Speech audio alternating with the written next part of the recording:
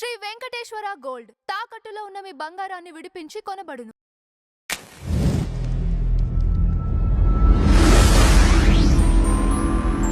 నమస్తే అండి, welcome to tree media. మనతో పాటు political analyst, senior journalist doctor Durga Vadlamana garu ఉన్నారు. మేడం నమస్కారం.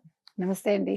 మేడం, మరొకసారి రాజేంద్ర ప్రసాద్ గారు నోరు జారారు, బ్రహ్మానందం గారిని బూతులు మాట్లాడారు అని చెప్పేసి సోషల్ మీడియాలో వైరల్ అవుతుంది. ఎందుకని ప్రతిసారి రాజేంద్ర ప్రసాద్ గారు ఇలా, అంటే ఒక వయసు వచ్చిన తర్వాత ఆయనకున్న గౌరవాన్ని కూడా పక్కన పెట్టేసి ఇలా నోరు జారాల్సి వస్తుంది? ఆయనకి ఏమైనా ప్రాబ్లమ్స్ ఉన్నాయా?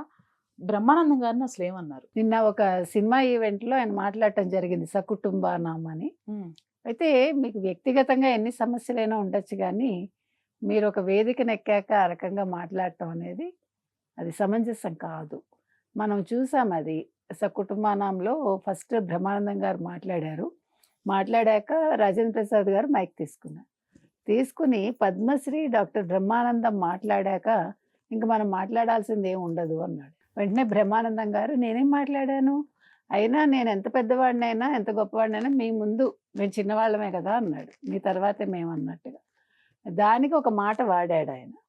ఎవరిని అంటున్నారు అనగానే నన్నే అనుకున్నాను అన్నాడు. మాట మార్చాడు.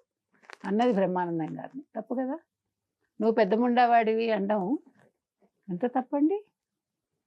యాక్చువల్గా 2 నెలలు పెద్ద బ్రహ్మానందం రాజేంద్ర ప్రసాద్ కంటే. అప్పుడు ఇంకా గౌరవం ఇవ్వాలిగా. ఒక పదం వాడాడు ఆయన. అసలు ముసలాడు కాదుగా ఆయన. ఇద్దరికి వయసులో 2 నెలలు తేడా. ఓకే, 2 నెలలు బ్రహ్మానందం గారు పెద్దవారు. ఓకే, ఫిబ్రవరి ఆయన, ఏప్రిల్ ఈయన. సరే ఏదైనా పోని చిన్నవారే అనుకుందాం బ్రహ్మానందం. మీకంట కొన్ని విషయాల్లో ఎక్కువగా ఉండొచ్చు. ఇప్పుడు బ్రహ్మానందం రికార్డుని ఎవడు బద్దలు చేయలేడు కదా. బ్రహ్మానందం గారు 1000 సినిమాలు పైగా నటించారు. వరల్డ్ రికార్డు ఉంది ఆయనకి. తర్వాత ఇవాళ మీమ్స్లో మీకు బ్రహ్మానందం లేకుండా మీమ్ ఉంటుందా? ఎవరిదైనా మీమ్స్కి ఒక రాజేంద్ర ప్రసాద్ మొహం వస్తుందా, ఇంకెవరిదైనా వస్తుందా?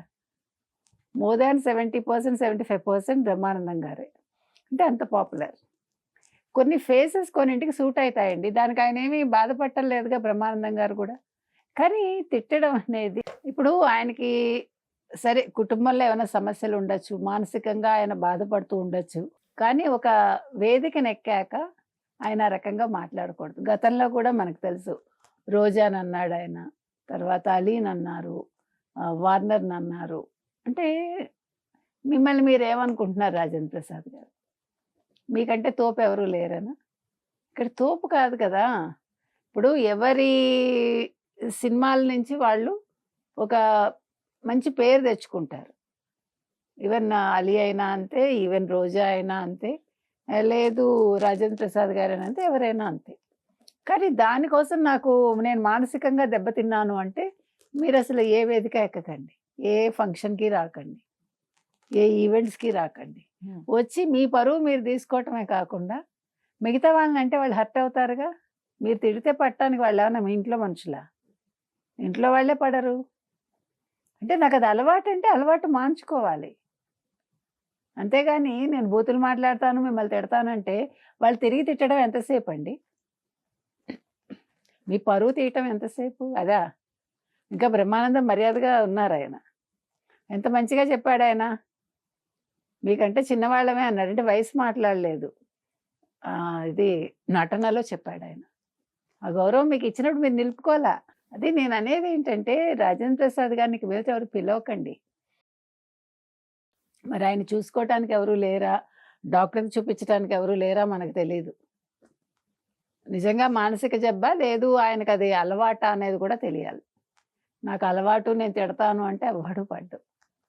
నిన్న మాత్రం చాలా ఇబ్బందిగా అనిపించింది చూడటానికి, వినటానికి కూడా. అంటే బ్రహ్మానందంత మర్యాదగా ఉన్నప్పుడు ఆయన ఎంత మర్యాద ఇవ్వాలి? మీకు గౌరవం ఇచ్చాడు ఆయన, మీరు గౌరవం నిలుపుకోవాలా. ఆయన అగౌరవపరచడానికి చూసి మళ్ళా కాదు నన్నే నేను అనుకున్నాను మళ్ళీ మిమ్మల్ని మీరు సమర్థించుకోవటం అనేది మిమ్మల్ని మీరు తక్కువ చేసుకోవటమే. అలా దిగజారకండి రాజేంద్ర ప్రసాద్ గారు. మీరు మంచి సినిమాలు చేశారు, మీరంటే అందరికి గౌరవం ఉంది, ఆ గౌరవాన్ని ఉంచుకోండి అంతే మనం చెప్తాం.